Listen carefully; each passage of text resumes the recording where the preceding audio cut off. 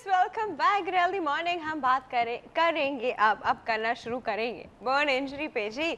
और ये burn injury कितनी टाइप्स की होती है, सबसे पहले तो ये डॉक्टर साहब से पूछते हैं, डॉक्टर साहब ये जलने की कितनी इकसाम है? एक तो इंसान दिल से जलता है, कुटता है।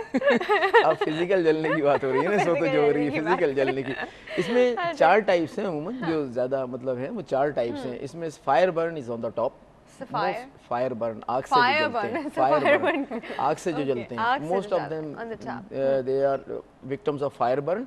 उसके बाद दूसरे इलेक्ट्रिकल बर्न है, स्काल्ड बर्न है जो गर्म पानी से जल जाते हैं, गर्म लिक्विड से जल जाते हैं। और fourth one is the chemical burn which is very deadly one. Chemical burn बहुत डेडली होता है, इतनी ज़्यादा डिसफिगरमेंट कर देता है और यूजुअली फेंका जाता है जानबूझ के किसी का चेहरा ख़राब करने के लिए, या एक्सीडेंटली भी होता है, लेकिन ज़्यादातर जो होते हैं ये इसी काम के लिए। सर बहुत ही कुछ कम केस होते होंगे। नहीं, एक्सीडेंटली भी बहुत होता है, इसलिए कि हमारे यहाँ देखें बहुत ज़्यादा प्रॉब्लम्स आ रही है कि प्रोटेक्टिव मेजर्स नहीं है। फैक्ट्री में काम कर रहा है, अभी हमारे पास एक पेशेंट आया, उसने जब वो ढक्कन खोला है कंटेनर का, ऊपर से कोई चीज़ उस कंटेनर के अंदर गिरी है, उस सारा उसके मुंह पे, पैरों पर। He was not wearing the gloves. अब ये सबसे बड़ी बात, ये ग्लव्स तक नहीं वेयर करते हैं। आप बताएं, केमिकल को छू रहे हैं, ग्लव्स है, इलेक्ट्रिसिटी में ये काम करते हैं। अभी भी एक आया हुआ है हमारे पास, ये ग्लव्स नहीं थे, वो तार लगा रहे थे, लगा शॉट, पूरे हाथ का काम हो गया।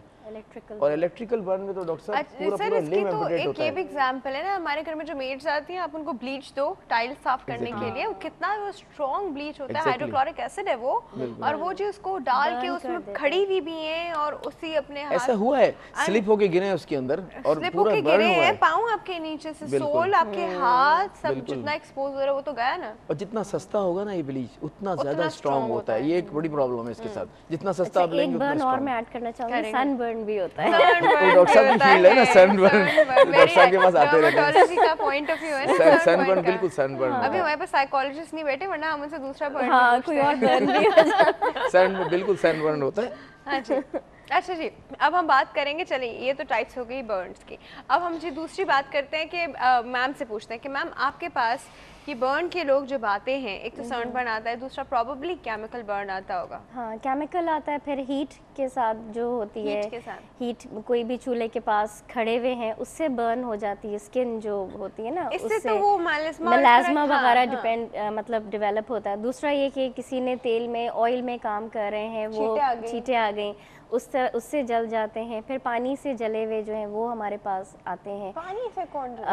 गर्म पानी से, जो बिल्कुल हॉट वाटर अगर किसी का स्पिल ओवर हो जाए तो स्पेशली लेडीज़ के अंदर, तो उससे फिर ये कि छाले बन जाते हैं।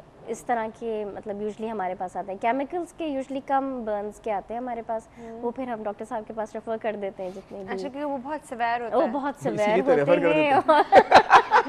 डॉक्टर साहब सनबर्न ले लेती है जो एक हफ्ते 15 दिन में हील होने वाला है, केमिकल बर्न डॉक्टर साहब के साथ तो ऐसी जबरदस्त डिसफिगरमेंट होती है। सबसे बड़ी बात डॉक्टर साहब, पेशेंट जो केमिकल बर्न का होता है, जिसके मुंह पे तेजाब फेंका था, दे डिडंट रियलाइज कि होने वाला क्या है। आगे जाके उसकी नाक झड़ जाती है, कान जिसपे लगता है वो हट जाता है, बिल्कुल खत्म हो जाती है, नेक्रोसिस हो जाती है, बिल्कुल नेक्रोसिस हो जाती है, डीप अगर चला गया। देखिए सबसे बड़ी बात मैं आपको बताऊं, केमिकल बर्न में क्या प्रॉब्लम होती है, डॉक्टर साहब भी इस बात से इत्तेफाक करेंगे कि जैसे ही केमिकल गिरे आप उसको वॉश करें पानी से, इतना आसान काम होता है। उसको वॉश करें कम से कम उस वक्त तक जब तक कि जलन ना चली जाए, या एटलीस्ट 40 मिनट्स, 40-50 मिनट करना होता है। लोग क्या करते हैं, हाफ हार्टेडली एक पानी का चपका मारा मुंह पे, बस डॉक्टर को ढूंढते रहे। पहले 2 घंटे ये तलाश किया कहाँ जाना है, किधर जाना है, अब्बा को बुलाना है, टैक्सी लेनी है। आप समझे 3-4 घंटे में वो जो हशर करता है अंदर तक जाकर, तो वो डीप बर्न कॉज कर देता है। इतना ज़्यादा, स्पेशली मैं आपको बताऊँ, एसिड्स की बात करते हैं आप, alkali are more dangerous, strong alkalis are more dangerous as compare to acids. वो ज्यादा पेनिट्रेशन होती है। कौन से एल्कलाइज हैं सर जो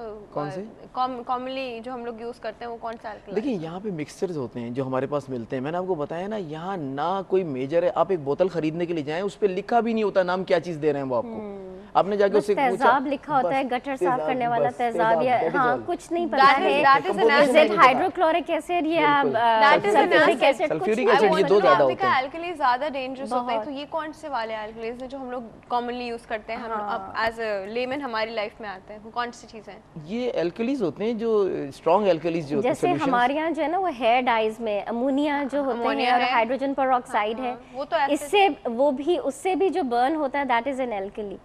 तो वो जो है अमोनिया जैसे हेयर डाइंग में होता है, तो उससे भी ये कि बर्न स्कैल्प में जब बहुत ज़्यादा कोई हेयर ड्रेसर के पास आप गए और बहुत ज़्यादा बर्न हो गई, तो that is also a burn with the chemical, तो वो फिर हमारे पास आते हैं। बाकी जो हाइड्रोक्लोरिक एसिड जैसे डॉक्टर साहब बता रहे हैं, या सल्फ्यूरिक एसिड फेस पे हम लोग ब्लीच करते हैं, उससे भी बर्न हो जाता है। अगर आप कंसंट्रेटेड कोई भी केमिकल लगाएं, हमेशा याद रखें रिकमेंडेड कंसंट्रेशन से ज्यादा जब भी लगाएंगे तो डेफिनेटली वो बर्न कॉज करेगा। Skin is very sensitive.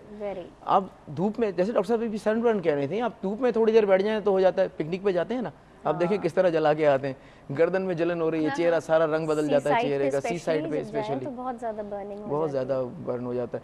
Burn में बस एक ही बात का ख्याल रखना चाहिए। अच्छा, कुछ लेडीज होती है ना जैसे ब्लीच लगा के सनलाइट में चली जाती हैं, तो वो डबल बर्न हो जाता है। एक तो केमिकल इटसेल्फ बर्न कर रहा होता है, दूसरा ये कि वो ब्लीच का जो अपना बहुत ज्यादा हो जाती है, और सन जो है वो उस वक्त ज्यादा उसको केमिकल को भी कन्वर्ट कर रहा होता है, और सन itself causes the heat burn, मतलब skin burn ना। अच्छा, ये क्वेश्चन जो मैं कर रही हूँ सिर्फ मेनली कराची वालों के लिए, उनके पास समंदर है और बहुत सारी जगह है जहाँ समंदर है उनके लिए।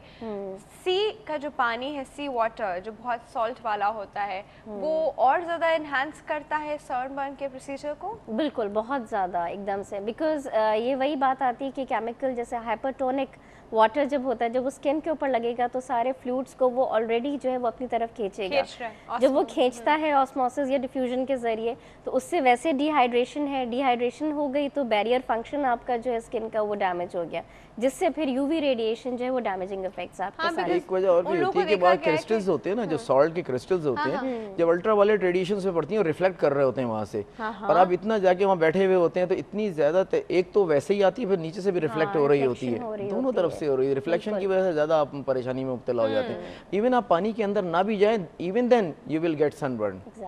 अच्छा, नहीं, उन लोगों में मैंने हमेशा डिफरेंस देखा है, जो पानी के अंदर जाते हैं वो ज्यादा बर्न होते हैं, और जो पानी के बाहर रहते हैं, जो डरते हैं या व्हाटएवर रीजंस, बट वो लोग पानी में केमिकल कितने होते हैं आप देखें ना, सारा तो फुसला डाला हुआ होता है पानी के अंदर। समंदर का पानी कौन सा अच्छा होता है जिस पानी में जाके लोग होते लगा रहे होते हैं।